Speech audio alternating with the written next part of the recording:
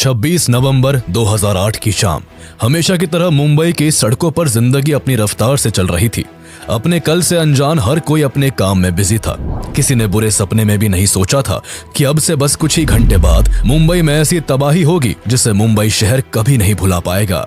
मुंबई को दहलाने के लिए आम कपड़ों में आम दिखने वाले 8 लड़के स्पीड बोट से बुधवार पार्क में उतरते हैं। इतना नॉर्मल दिखने के बावजूद भी इन लड़कों को देखकर वहां के लोकल लोगों को थोड़ा अजीब महसूस होता है। इन लोगों में मौजूद भरत तमोरे नाम के एक आदमी को अजीब लगने के साथ साथ कुछ मिस्टीरियस भी फील हुआ। इसलिए उन्होंने फौरन सभी लड़कों को रोककर उनसे पूछा कि वो यहाँ क्या कर रहे हैं और कहाँ जा रहे हैं। इस सवाल पर पहले तो सभी हिचकिचाते हैं, लेकिन फिर कोई खुद को स्टूडेंट तो कोई कुछ बताता है। लेकिन इतने में उन लड़कों में से एक लड़का जोर से चिल्लाता हुआ बोलता है कि अपने काम से काम रखो। रात का वक्त था और ऐसे में एक ही उम्र के 8 लड़के कंधों पर 2 बड़े बड़े बैग लेकर बिना कुछ बताए वहां से निकल लेते हैं। भरत को इन लड़कों पर शक होता है, जिस कारण वो आगे चलकर इस घटना की जानकारी मुंबई पुलिस को भी देते हैं। लेकिन पुलिस बात को हल्के में लेते हुए कोई कार्रवाई नहीं करती। बाद में कार्रवाई ना करना ही मुंबई पुलिस की सबसे बड़ी गलती साबित होती है। अगर समय रहते मुंबई पुलिस कोई कार्रवाई करती तो शायद मुंबई में मौत का तांडव ना देखने को मिलता। शायद उस दिन का इतिहास 166 लोगों के खून से सना नहीं होता। वहां से निकलने के बाद सभी लड़के 2-2 के ग्रुप में डिवाइड होकर टारगेट की गई लोकेशंस की तरफ निकल पड़ते हैं। इन लोकेशंस में CST railway station, Taj Mahal palace hotel, Leopold cafe और नरीमन हाउस शामिल थे। सारी जगह वहां से बस कुछ ही दूरी पर थी। हालांकि समुद्र के रास्ते से आई बोट में 8 नहीं बल्कि टोटल 10 लड़के थे। जहां 10 में से 8 लड़के बोट से उतरकर सड़क के रास्ते अपनी अपनी लोकेशन पर पहुंच रहे थे, तो वही बाकी के 2 लड़के अपनी टारगेट ओबरॉय होटल तक पहुंचने के लिए बोट का ही इस्तेमाल करते हैं। एक तरफ जहां ये लड़के अपने मंसूबों को पूरा करने के लिए तेजी से अपनी अपनी लोकेशंस की ओर बढ़ रहे होते हैं, तो वही दूसरी ओर मुंबई हमेशा की तरह अपनी धुन में बस चलती जा रही थी। लोग रोज की तरह काम काज में बिजी थे, लेकिन अचानक मुंबई गोलियों की तड़तड़ाहट से थर्रा उठती है। मुंबई के लिए यह आवाजें नहीं थी। अंडरवर्ल्ड के गुटों में अक्सर शूट आउट होता रहता था।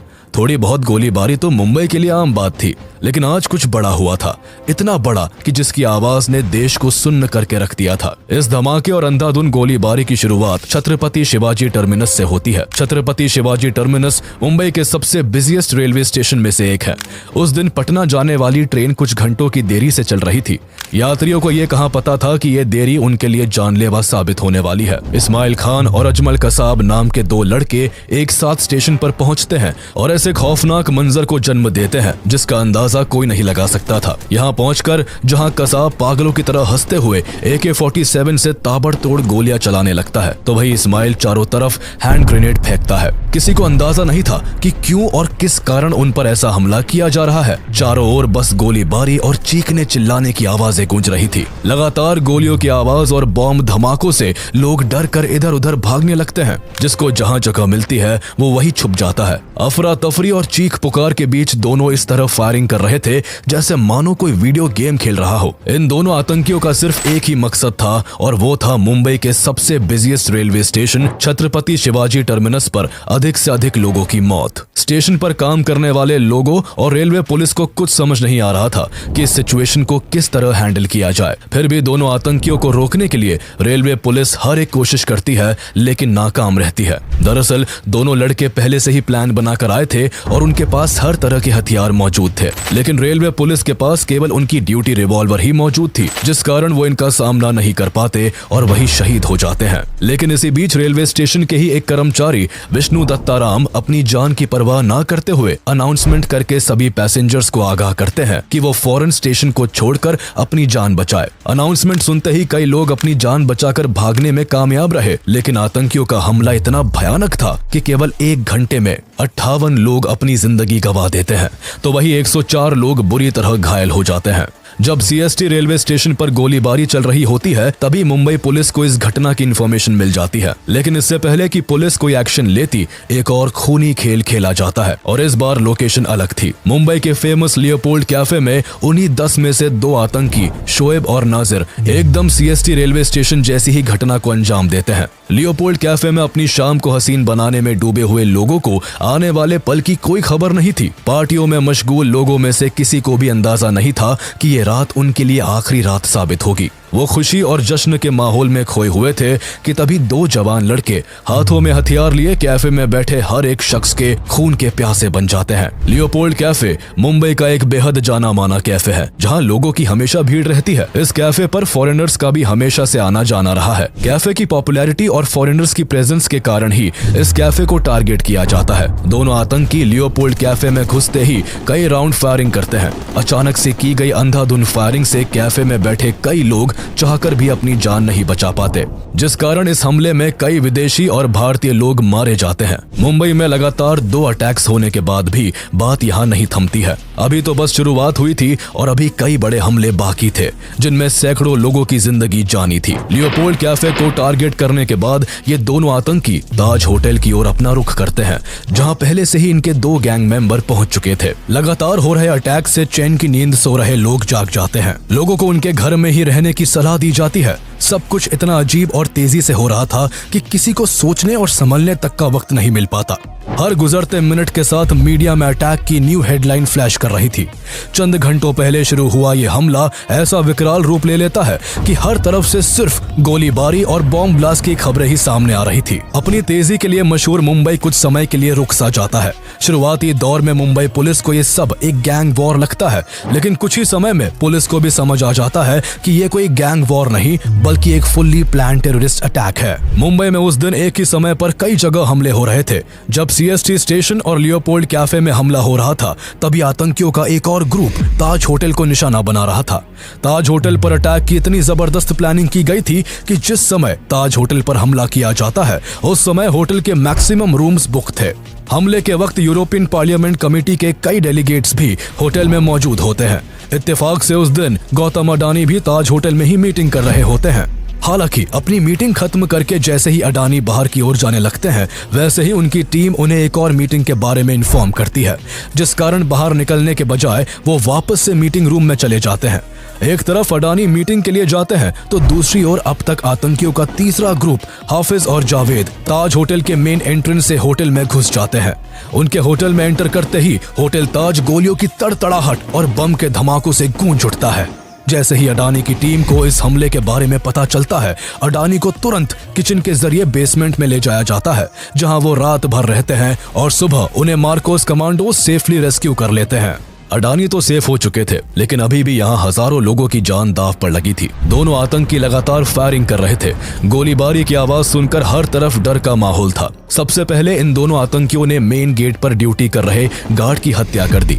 उसके बाद होटल के ग्राउंड फ्लोर पर जो भी लोग थे, उनमें से कुछ को मार दिया और कुछ को हॉस्टेज बना लिया। ग्राउंड फ्लोर के बाद आतंकी फायरिंग करते हुए सीढ़ियों से ऊपर के फ्लोर्स को खंगालने लगते हैं। हालांकि इस मौके का फायदा उठाकर मुंबई पुलिस अलग अलग गेट से कई बड़े अधिकारियों को सेफली रेस्क्यू कर लेती है। 200 के करीब लोग खुद होटल की खिड़कियों को तोड़कर बेडशीट और पर्दों के सहारे अपनी जान बचाने में सफल होते हैं।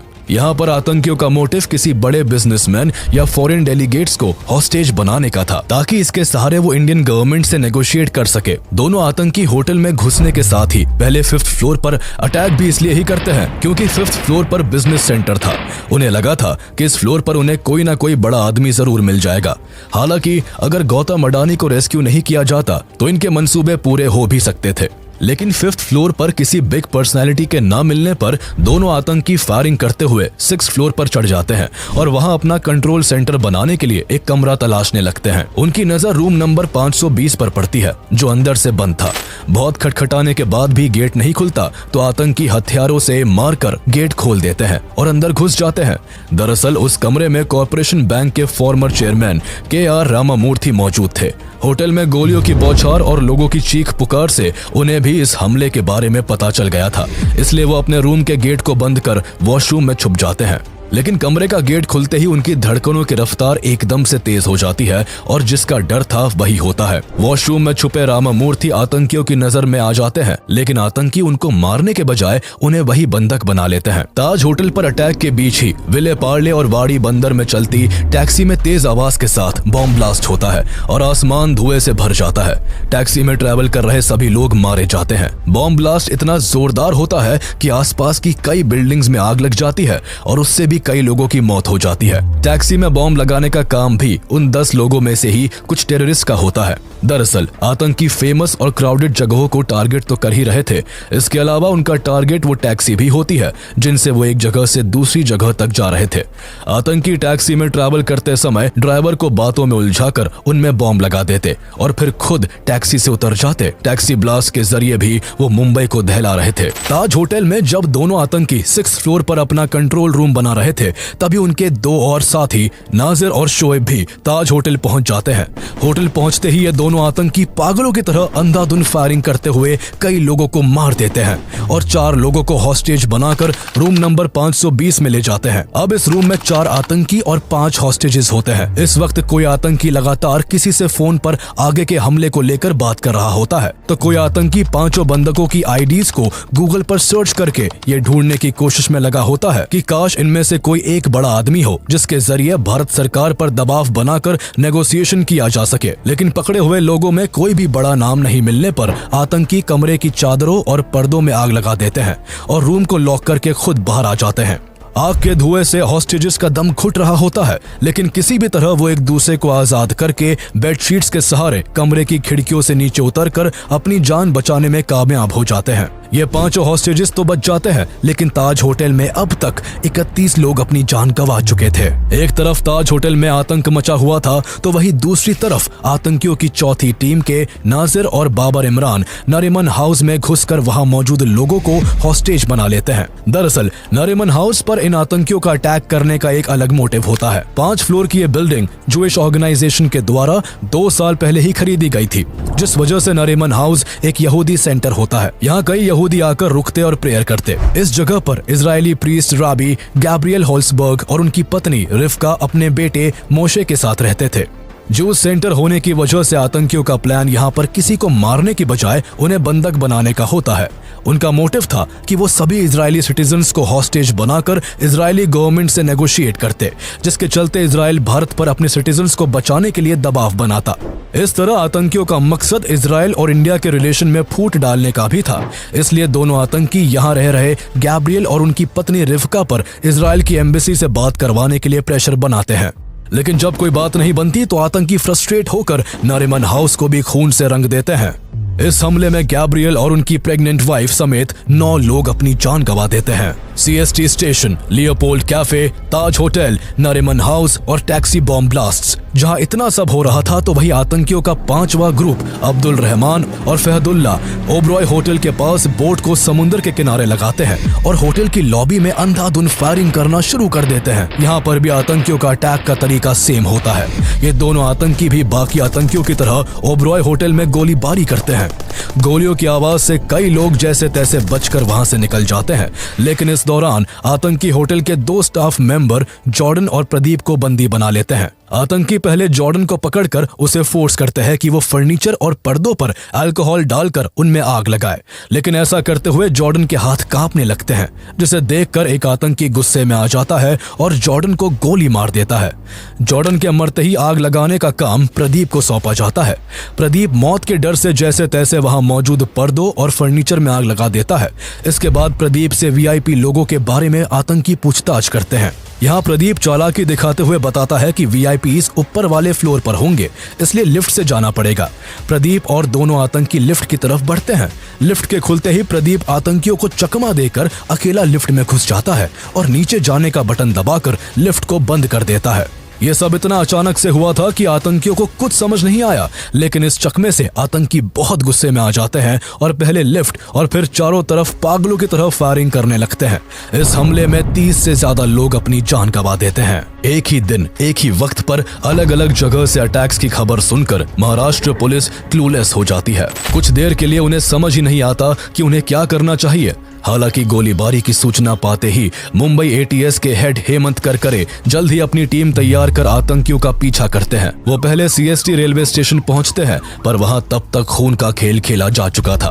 तभी उन्हें फोन पर पता चलता है कि 2 आतंकी बंदूकें लेकर कामा हॉस्पिटल के पास वाली गली में देखे हैं। ये क्लू मिलते ही हेमंत करकरे अपनी गाड़ी को कामा हॉस्पिटल की तरफ मोड़ देते हैं।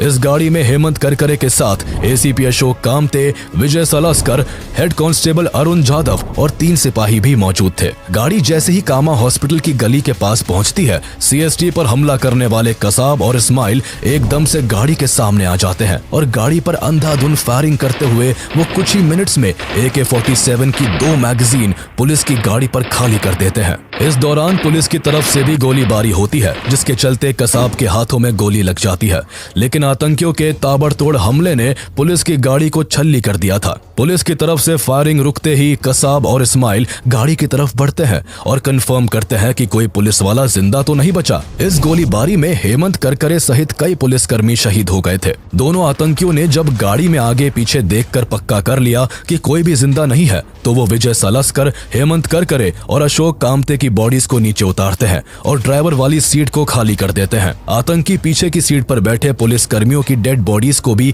गाड़ी से उतारना चाहते थे, लेकिन पीछे का डोर ना खुलने की वजह से टाइम ना वेस्ट करते हुए वो आगे वाली सीट पर बैठकर गाड़ी को लेकर वहां से मालाबार हिल की तरफ निकल जाते हैं। हालांकि गोलीबारी के कारण गाड़ी की हालत काफी खराब हो जाती है।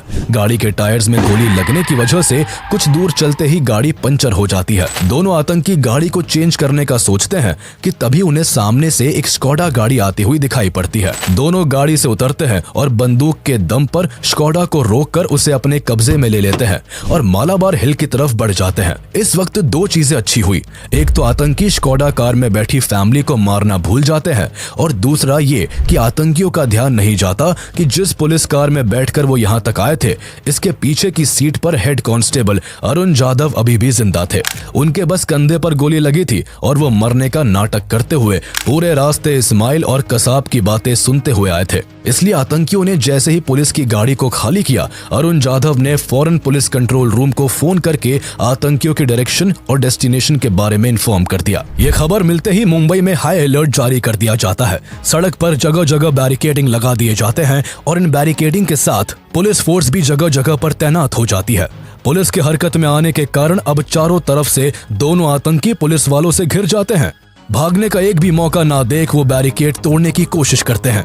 एकदम से दोनों तरफ से ताबड़तोड़ फायरिंग होने लगती है, लेकिन पुलिस के आगे दोनों आतंकी कहीं नहीं टिक पाते। जब आतंकियों की तरफ से गोली चलना बंद हो जाती है तो पुलिस को उनके मर जाने का आभास होता है, लेकिन किसी की हिम्मत नहीं होती कि कोई आगे बढ़कर आतंकियों की मौत की पुष्टि कर सके। ऐसे में पुलिस कर्मियों की भीड़ को चीरते हुए assistant sub inspector Tukaram Omble आगे आते हैं और सबसे बहादुरी का काम करते हैं। वो अनार्म्ड होते हुए भी आतंकियों की बढ़ते हैं, लेकिन उनके पास पहुंचते ही एक आतंकी उठ खड़ा होता है और जैसे ही वो गोली चलाने के लिए बंदूक आगे करता है तो तुकाराम बंदूक को कसकर पकड़ लेते हैं और इंश्योर करते हैं कि आतंकी भाग ना पाए। उनके इस एक्शन से आतंकी गुस्से में 23 गोलियां उनके शरीर में दाग देता है, जिस कारण तुकाराम ओम्बले वहीं पर शहीद हो जाते हैं। हालांकि शहीद तुकाराम ओम्बले का बलिदान व्यर्थ नहीं जाता। जहां एक आतंकी पहले ही मारा जा चुका था, तो वहीं उनकी बहादुरी के कारण दूसरे आतंकी को जिंदा पकड़ लिया जाता है। पकड़े गए आतंकी का नाम कसाब था, जो बाद में इन्वेस्टिगेशन के लिए बहुत काम आता है। लेकिन अभी भी 8 आतंकी बाकी थे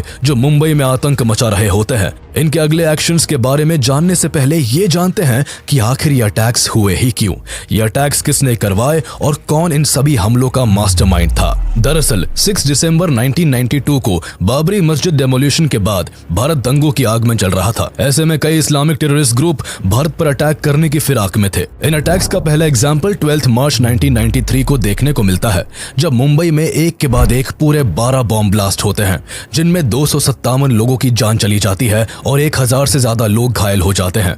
इन अटैक्स की छानबीन के समय पता चलता है कि धमाकों में यूज किया गया RDX मुंबई में समुद्री रास्तों से लाया गया था। इस कारण समुद्र की सिक्योरिटी टाइट कर दी जाती है और कोस्ट गार्ड के द्वारा मुंबई के कोस्टल एरियाज की लगातार हेलीकॉप्टर और शिप्स के जरिए पेट्रोलिंग की जाती है। लेकिन अचानक से 2006 में इस पेट्रोलिंग को नेवी की तरफ से रोक दिया जाता है। नेवी के इस फैसले के कारण भारत के खिलाफ साजिश कर रहे टेररिस्ट ग्रुप्स को भारत पर अटैक करने का एक अच्छा मौका मिल जाता है। भारत को इस बात की भनक भी नहीं थी कि पाकिस्तान में बैठा लश्कर-ए-तैयबा का लीडर हफीज सईद भारत पर एक ऐसा अटैक प्लान कर रहा है जो पूरी दुनिया का ध्यान खींच ले।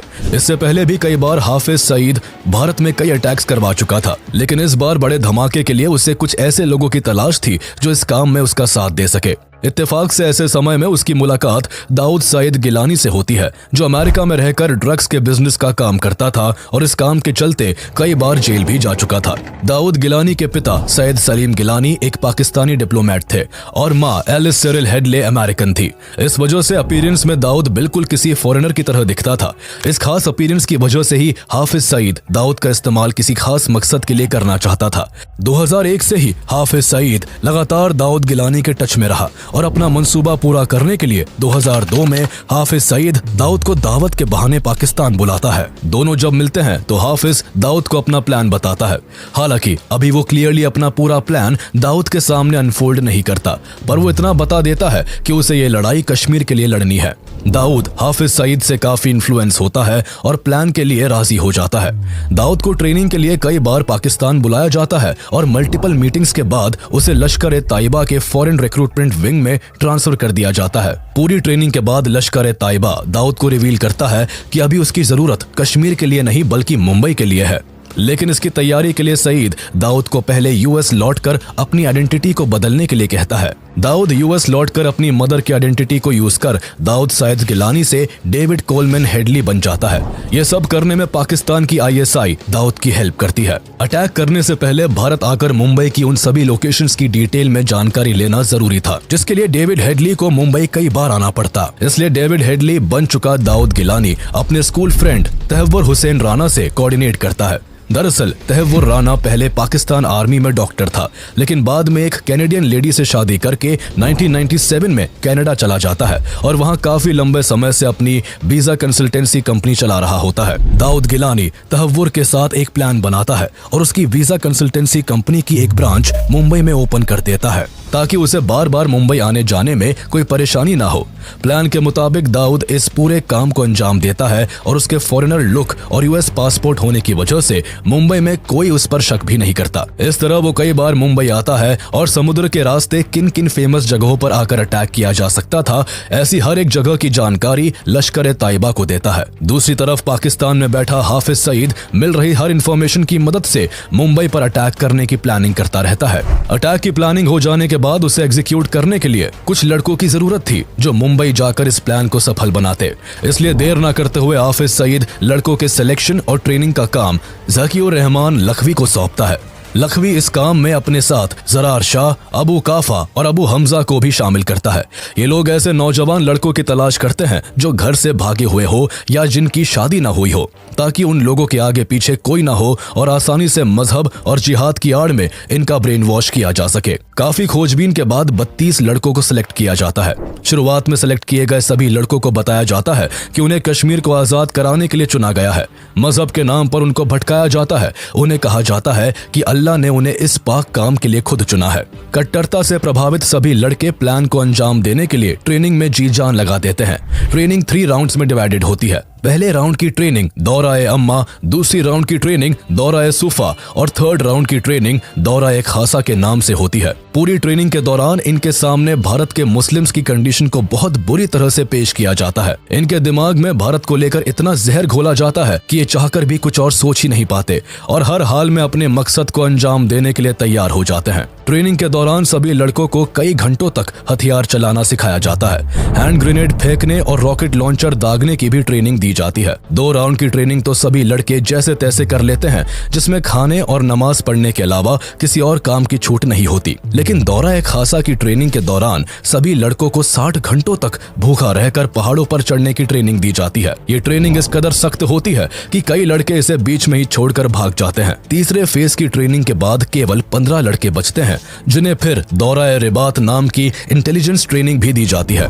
इस तरह अगस्त 2008 आते आते पूरी ट्रेनिंग खत्म होती है। इसके बाद मुंबई पर अटैक करने के लिए 10 लड़कों को चुन लिया जाता है।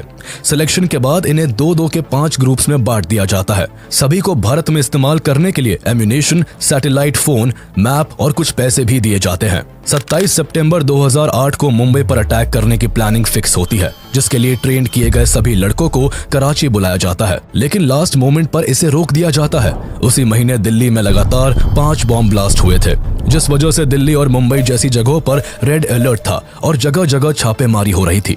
इन सभी खबरों को देखते हुए लश्कर की लीडरशिप इस हमले को कुछ दिन के लिए डिले कर देती है। इसके बाद अक्टूबर में एक बार फिर सभी 10 लड़कों को बुलाया जाता है और फिर से ट्रेनिंग के कुछ रिमेनिंग पार्ट्स को पूरा किया जाता है। इस बार सभी लड़कों को स्विमिंग करने और बोट चलाने की ट्रेनिंग दी जाती है। सभी को वीडियो के जरिए टारगेट करने वाली जगहों को बड़ी स्क्रीन पर दिखाया जाता है। इसमें टारगेट तक पहुंचने के लिए कौन सी रोड का इस्तेमाल करना है और कैसे इन जगहों पर अटैक करना है, A to Z सब बताया जाता है। अटैक मुंबई में किया जाना था, इसलिए सभी लड़कों को मराठी की भी ट्रेनिंग दी जाती है। उन्हें ऐसे कपड़े पहनने को दिए जाते हैं जो उस समय मुंबई के यूथ के बीच ट्रेंड में थे। सभी के हाथों में कलावा भी बांधा जाता है ताकि ये दिखने में हिंदू लगे। इसके बाद फाइनली अटैक करने के लिए सभी लड़कों को 22 नवंबर की सुबह एक छोटे से जहाज में बैठाकर रवाना कर दिया जाता है। कई घंटों तक समुद्र में चलने के बाद सभी को दूसरी बोट अल हुसैनी में शिफ्ट कर दिया जाता है। अल हुसैनी में पहले से ही सभी के लिए 2-2 बैग रखे थे जिनमें अटैक करने के लिए हर तरह के हथियार मौजूद थे। अगली सुबह उन्हें एक कुबेर नाम का इंडियन शिप दिखाई देता है जिसको अमर सिंह सोलंकी चला रहे थे। उस शिप में उनके साथ 3 और लोग मौजूद थे। यहाँ पर आतंकी अपना जहाज खराब होने का बहाना बनाकर कुबेर में बैठे लोगों से मदद की गुहार लगाते हैं, लेकिन जैसे ही जहाज पास आता है वैसे ही सभी लड़के कुबेर पर मौजूद तीनों लोगों को मारकर कैप्टन अमर सिंह को मुंबई की तरफ जहाज को चलाने के लिए फोर्स करते हैं। जैसे ही जहाज मुंबई के नजदीक आता है आतंकी अमर सिंह को भी मार देते हैं और शिप को लेकर 26 नवंबर की शाम तक मुंबई के किनारे तक पहुंच जाते हैं। इसके बाद ये 10 आतंकी मुंबई में किस तरह आतंक मचाते हैं ये तो हम जान ही चुके हैं, लेकिन इन टेररिस्ट अटैक को रोकने और हॉस्टेजेस को रेस्क्यू करने के लिए भारत सरकार क्या एक्शन लेती है ये जानने से पहले ये बताते चले कि 26/11 के अटैक से कुछ दिन पहले ही यूएस ने लश्कर ताइबा के अल हुसैनी शिप के कोऑर्डिनेट्स भारत सरकार को प्रोवाइड किए थे। इसके बावजूद इंडियन अथॉरिटीज ने न तो कोऑर्डिनेट्स की हेल्प से अल हुसैनी शिप को ट्रैक किया और न ही कोई एक्शन लिया। यहां तक कि national security adviser M.K. Narayanan ने नेवी और कोस्ट गार्ड के साथ कार्रवाई के योग्य खुफिया जानकारी भी साझा की थी, लेकिन फिर भी समुद्र में न तो अल हुसैनी शिप को पकड़ा गया और न ही इन खौफनाक हमलों को अंजाम देने वाले हथियारों से लैस आतंकियों को रोका जा सका, जिसका परिणाम आज मुंबई को झेलना पड़ रहा था। अटैक से पहले इंडियन अथॉरिटीज द्वारा कोई भी एक्शन न लेने की वजह से मुंबई में पहले से ही काफी तबाही हो चुकी थी। इसके अलावा अभी तक मुंबई पुलिस सिर्फ 2 आतंकियों को कंट्रोल कर पाई थी। अभी भी 8 टेररिस्ट 3 जगहों पर अपना कब्जा जमाए हुए थे। 2 आतंकी ओबरॉय होटल में तो 4 आतंकी ताज होटल में मौजूद थे। वही 2 आतंकी नरीमन हाउस को अपने कंट्रोल में किए हुए थे। कसाब के पकड़े जाने और ताज होटल, नरीमन हाउस और ओबरॉय होटल में हो रहे लगातार धमाकों के बाद आखिरकार महाराष्ट्र गवर्नमेंट फुल्ली एक्टिव होती है। सबसे पहले महाराष्ट्र गवर्नमेंट सेंट्रल गवर्नमेंट से हेल्प मांगती है। न्यू दिल्ली से NSG कमांडोज को तैयार किया जाता है, लेकिन NSG को टाइम से एयरक्राफ्ट नहीं मिल पाने की वजह से उन्हें मुंबई आने में समय लगने वाला था। इसलिए काउंटर अटैक करने और सिचुएशन को संभालने का जिम्मा मार्कोस को दिया जाता है। मार्कोस यानी मरीन कमांडोज को अनजान जगहों पर शानदार ऑपरेशंस के लिए जाना जाता है। ये कमांडोज हर तरह के हथियारों को चलाने में फुल्ली ट्रेंड होते हैं, इसलिए इस टेरर अटैक को हैंडल करने के लिए मार्कोस को बुलाया जाता है। लेकिन काफी लेट इन्फॉर्मेशन मिलने की वजह से मार्कोस को अटैक वाली जगहों पर पहुंचने में कई घंटों की देरी हो जाती है। मार्कोस 27 नवंबर की रात करीब 2 बजे मुंबई के INS अभिमन्यु पहुंचते हैं और वहां से 2 टुकड़ियों में बंटकर ताज और ओबरॉय होटल की कमान संभालते हैं। मार्कोस का सबसे पहला टास्क हॉस्टेजेस को सेफली वहां से रेस्क्यू करने का था। मार्कोस की एक टीम जो ताज होटल पहुंचती है, उन्हें वहां होटल के मैनेजर द्वारा होटल का नक्शा दिया जाता है, लेकिन नक्शे से उन्हें कोई खास मदद नहीं मिलती। इसके अलावा ना तो उन्हें ताज होटल में मौजूद 4 आतंकियों के लोकेशन के बारे में कुछ पता था, ना ही होटल में छुपे लोगों के बारे में कोई जानकारी थी। मार्कोस की दूसरी टीम भी ओबरॉय होटल में इन्हीं मुश्किलों से जूझ रही होती है। इस सिचुएशन में मार्कोस की दोनों टीम्स के लिए ये काम अंधेरे में तीर चलाने जैसा था। हालांकि अपनी जान की बाजी लगाकर मार्कोस ताज और ओबरॉय होटल में घुसकर आतंकियों की छानबीन करने लगते हैं। मार्कोस को तो आतंकियों के लोकेशन का कोई पता नहीं था, लेकिन आतंकियों को उनके हर एक कदम की खबर होती है। वो ऐसे कि मीडिया मार्कोस के हर एक एक्शन को लाइव टेलीकास्ट कर रहा होता है, जिस पर पाकिस्तान में बैठे इनके हैंडलर की भी नजर थी, जो हर एक खबर फोन के जरिए आतंकियों तक पहुंचा रहा था। आतंकियों को मार्कोस की लोकेशन मिलते ही वो उनकी तरफ फायरिंग करना और ग्रेनेड्स फेंकना शुरू कर देते हैं, जिसके काउंटर में मार्कोस ने भी ताबड़तोड़ फायरिंग की। आतंकी इस काउंटर अटैक से सरप्राइज थे क्योंकि अभी तक उनका सामना केवल मुंबई पुलिस से हुआ था, जिनके पास साधारण बंदूकें थी, जिस कारण वो आतंकियों के मॉडर्न वेपन्स के आगे कहीं भी टिक नहीं पा रहे थे। लेकिन यहाँ मार्कोस का अटैक इतना जोरदार था कि आतंकी 4 कदम पीछे हटने को मजबूर हो गए। इसी मौके का फायदा उठाकर मार्कोस ने ताज होटल से 150 और ओबरॉय ट्राइडेंट होटल से 200 लोगों को सुरक्षित निकाल लिया। हालांकि दोनों ही जगहों पर अभी भी कई लोग फंसे हुए थे जो किसी भी पल आतंकियों के हमले का शिकार हो सकते थे। लेकिन इस दौरान राहत की बात यह होती है कि सुबह के करीब 5 बजे IL-76 एयरक्राफ्ट में सवार 200 NSG कमांडोज की एक टीम मुंबई पहुंच चुकी होती है। NSG कमांडोज मुंबई पहुंचकर सबसे पहले मुंबई पुलिस और मार्कोस से अटैक रिलेटेड सारी इंफॉर्मेशन गैदर करते हैं और 3 टुकड़ियों में बंटकर ताज होटल, ओबरॉय होटल और नरीमन हाउस की तरफ रवाना हो जाते हैं। इस तरह NSG का ऑपरेशन ब्लैक टोर्नेडो शुरू हो जाता है। 27 नवंबर की सुबह 6 बजे कमांडोज की पहली टीम ओबरॉय ट्राइडेंट पहुंचती है, जिसकी कमान कर्नल BS राठी संभाले होते हैं। कर्नल राठी के नेतृत्व में लेफ्टिनेंट कर्नल RK शर्मा और मेजर B भारत अपनी टीम को लेकर ओबरॉय होटल में दाखिल होते हैं। लेकिन मार्कोस की तरह NSG कमांडोज को भी आतंकियों और बचे हुए बंधकों की लोकेशन के बारे में कोई जानकारी नहीं थी, लेकिन वो अपने ट्रेनिंग और एक्सपीरियंस का इस्तेमाल करते हुए फ्लोर बाय फ्लोर चढ़ने लगते हैं।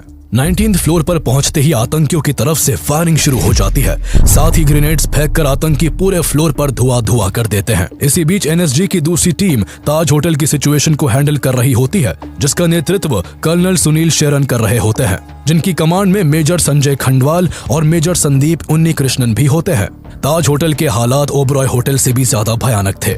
यहाँ 4 आतंकी थे जिन्होंने ताज होटल के कई कमरों को आग के हवाले कर दिया था। ताज होटल आग की लपटों में जल रहा था और इसी आग और धुएं की वजह से कई फ्लोर्स पर कमांडोज का सांस लेना भी मुश्किल हो जाता है। ऐसे में आतंकियों को ढूंढकर खत्म करने और होटल में फंसे हुए लोगों को बचाने के लिए NSG को रीग्रुप होना पड़ा। 51 स्पेशल एक्शन ग्रुप के 10 कमांडोज की टीम को लीड कर रहे मेजर संदीप उन्नीकृष्णन ने होटल की सेंट्रल स्टेयरकेस के जरिए चढ़कर टेररिस्ट पर अटैक करने का प्लान बनाया। प्लान के मुताबिक जब कमांडोज सेंट्रल स्टेयरकेस से ऊपर चढ़ने लगे, तभी घात लगाए बैठे आतंकियों ने अंधाधुंध फायरिंग करना शुरू कर दिया, जिससे 7 गोलियां कमांडो सुनील कुमार चौधा को लगी और वो बुरी तरह घायल हो गए। आतंकी उन पर और हमला करते इससे पहले ही सुनील को कवर देते हुए संदीप उन्नीकृष्णन और उनकी टीम ने आतंकियों पर काउंटर अटैक कर दिया। जब आतंकी थोड़ा पीछे हटे तो संदीप ने टीम से सुनील को जल्द से जल्द फर्स्ट एड देने के लिए कहा और अकेले ही सीढ़ियों पर चढ़ गए। संदीप ने जाते हुए पीछे मुड़कर अपनी टीम से कहा, मेरे पीछे मत आना, मैं संभाल लूंगा। इतना कहकर वो ऊपर चढ़ गए। संदीप और चारों आतंकियों के बीच ताबड़तोड़ गोलीबारी शुरू हो गई। अकेले संदीप उन्नीकृष्णन आतंकियों से ऐसा भिड़े कि चारों आतंकी होटल के नदन एंड के कॉर्नर में छिपने को मजबूर हो गए। लेकिन इस मुठभेड़ में संदीप पर भी गोलियों की बौछार हुई थी, जिस कारण दुश्मनों को मार गिराने की कोशिश में उन्हें अपने प्राण न्यौछावर करने पड़े। इसी दौरान 20 NSG कमांडोज की तीसरी टीम 27 नवंबर की शाम करीब 5:30 बजे नरीमन हाउस की लोकेशन पर पहुंच चुकी होती है। कमांडोज बिल्डिंग में ग्राउंड फ्लोर में घुसने की बहुत कोशिश करते हैं, लेकिन वहां मौजूद दोनों आतंकी नीचे से ऊपर जाने के सारे एंट्री पॉइंट्स को हथगोलों से तबाह कर चुके थे। ऐसे में NSG बिल्डिंग में छत के ऊपर से घुसने का प्लान बनाते हैं। अगले दिन 28 नवंबर की सुबह 7:30 बजे नरीमन हाउस की छत पर हेलीकॉप्टर से कमांडोज को एयर ड्रॉप किया जाता है। इसी बीच मीडिया कमांडोज के हर एक्शन की एक फोटो और वीडियो को लाइव टेलीकास्ट कर रहा था, जिससे कमांडोज की हर एक्टिविटी का पाकिस्तान में बैठे हैंडलर्स को टीवी के जरिए पता चल रहा होता है। हैंडलर्स कमांडोज की हर एक एक्टिविटी की खबर फोन से आतंकियों तक पहुंचा रहे थे। नरीमन हाउस में छुपकर बैठे दोनों आतंकियों ने कमांडोज की लाइव अपडेट मिलते ही उन पर ग्रेनेड्स फेंकना और फायरिंग करना शुरू कर दिया, जिसका निशाना कमांडो गजेंद्र सिंह बिश्त बने और वो वही शहीद हो गए। ओबरॉय ट्राइडेंट होटल, ताज होटल और नरीमन हाउस तीनों ही लोकेशंस पर कमांडोज काफी मुश्किलों का सामना कर रहे होते हैं। आतंकी चूहे की तरह बिलों में छिपकर बैठे थे और लगातार छिपकर हमला कर रहे थे। इसलिए कमांडोज को दुश्मनों से लड़ने के लिए बहादुरी के साथ साथ समझदारी और चालाकी से भी काम लेना जरूरी था। कमांडोज ने समझदारी दिखाते हुए ओबरॉय होटल में आतंकियों को खत्म करने के लिए कोऑर्डिनेट अटैक करने का प्लान बनाया, जिसके चलते 19th फ्लोर के एक कमरे में छिपकर बैठे दोनों आतंकियों पर कमांडोज अंदर से अटैक करते हैं। तो वही होटल के सामने एयर इंडिया की बिल्डिंग के 11th फ्लोर पर स्नाइपर्स को तैनात कर दिया जाता है। इस तरह आतंकी दोहरे हमले के बीच फंस गए। जिस कमरे में आतंकी मौजूद थे उसकी खिड़की पर स्नाइपर्स की तरफ से कई राउंड्स फायर किए जाते हैं, जिसमें एक आतंकी फौरन ढेर हो जाता है। तो वही कुछ ही देर बाद बचे हुए दूसरे आतंकी को होटल में मौजूद कमांडोज मौत के घाट उतार देते हैं। इस तरह 28 नवंबर की दोपहर 3 बजे तक एनएसजी ने ओबरॉय ट्राइडेंट को आतंकियों की गिरफ्त से आजाद करवा लिया। लेकिन इसी बीच नरीमन हाउस में गजेंद्र बिष्ट के शहीद होने से कमांडोज बेहद गुस्से में होते हैं। अपने साथी की जान का बदला लेने और बिल्डिंग के अंदर फंसे लोगों को बचाने के लिए कमांडोज दोनों आतंकियों को ढूंढकर उन पर हमला करना शुरू कर देते हैं। मेजर संदीप सेन को एक क्लू मिलता है और वो एक कमरे में 2 हथगोले फेंक देते हैं, जिसमें मौजूद एक आतंकवादी आग की लपटों में जलकर राख हो जाता है। अब दूसरा आतंकी बचा होता है, पर उसके पास भी बचने का कोई मौका नहीं होता। सभी बचे हुए हॉस्टेजेस को बाहर निकालकर नरीमन हाउस के अंदर कई हथगोले फेंके जाते हैं, जिनकी चपेट में आकर दूसरा आतंकी भी वही मरकर ढेर हो जाता है। ओबरॉय ट्राइडेंट होटल और नरीमन हाउस अब सेफ थे, लेकिन ताज होटल में अभी भी कोहराम मचा होता है। मेजर संदीप के शहीद होने से निराश कमांडोज को अपने कर्तव्य का पालन करने और मेजर संदीप के हथियारों से बदला लेने के लिए एनएसजी चीफ जेके दत्त कमांडोज में फिर से जोश भर देते हैं। मेजर खंडवाल और उनके कमांडोज आतंकियों की खोज में होटल के चप्पे चप्पे को छानने लगते हैं। तभी उन्हें ताज होटल के वसाबी रेस्टोरेंट से गोलियों की आवाजें सुनाई देती है। कमांडोज ने बिना देर किए कई हथगोले वसाबी की तरफ फेंक दिए, जिससे वसाबी रेस्टोरेंट आग की लपटों में होता है और जान बचाने के लिए आतंकी जैसे ही सीढ़ियों की तरफ भागते हैं, तभी कमांडोज चारों आतंकियों को गोलियों से छल्ली कर डालते हैं। इस तरह 29 नवंबर की सुबह 8 बजे तक ताज होटल भी सिक्योर हो जाता है। 10 में से 9 आतंकी मारे जा चुके थे और एक आतंकी अजमल कसाब को जिंदा पकड़ा जा चुका था। 26 नवंबर की शाम को शुरू हुआ ये मौत का खेल 29 नवंबर की सुबह खत्म हुआ। इस अटैक में 166 बेकसूर लोग मारे गए, जबकि 300 से ज्यादा लोग गंभीर रूप से घायल हुए। 60 घंटों तक सांस रोककर बैठी मुंबई आखिरकार राहत की सांस लेती है। लेकिन 10 लड़कों का मुंबई में घुसकर ऐसी खौफनाक घटना को अंजाम देना भारत के लिए एक बड़ा इंटेलिजेंस फेलियर था। इस घटना ने भारत सरकार को अपनी सुरक्षा को लेकर सोचने के लिए फिर से मजबूर कर दिया। इस पूरी घटना के बाद भारत समेत पूरी दुनिया में काफी वक्त तक हलचल रही। जहां वर्ल्ड मीडिया में इस आतंकी हमले की निंदा हो रही थी, तो वहीं महाराष्ट्र में मंत्रियों के इस्तीफों का दौर जारी था।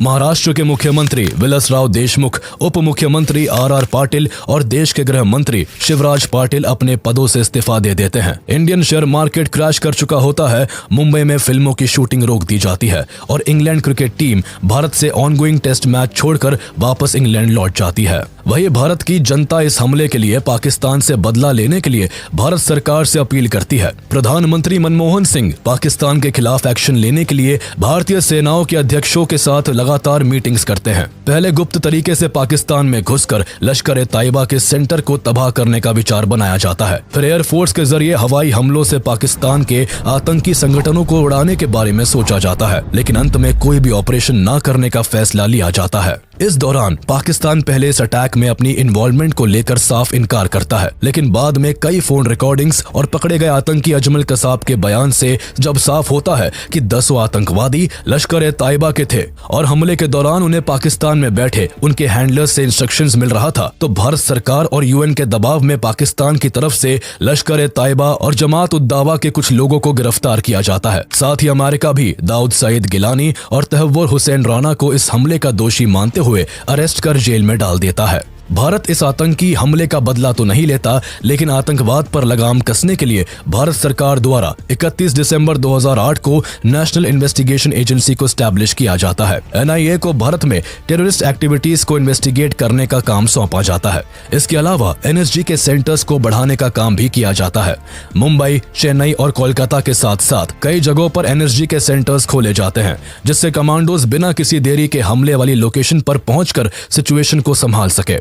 इसके अलावा आतंकवादी अजमल कसाब पर कई सालों तक ट्रायल चलता है, जिसके चलते पाकिस्तान के लश्कर ए तैयबा और इस अटैक्स को लेकर कई राजों का खुलासा होता है। ट्रायल के दौरान सैकड़ों बेकसूरों की जान लेने वाला आतंकी कसाब अपनी जान की भीख मांगता रहा, लेकिन इस अटैक के survivor head constable Arun Jadhav की गवाही की बदौलत 2010 में कसाब को फांसी की सजा देने का फैसला होता है और फाइनली 21 नवंबर 2012 को पुणे की जेल में कसाब को फांसी दे दी जाती है। उसकी मौत के साथ ही इस हमले के आखिरी आतंकवादी को भी मिट्टी में मिला दिया जाता है।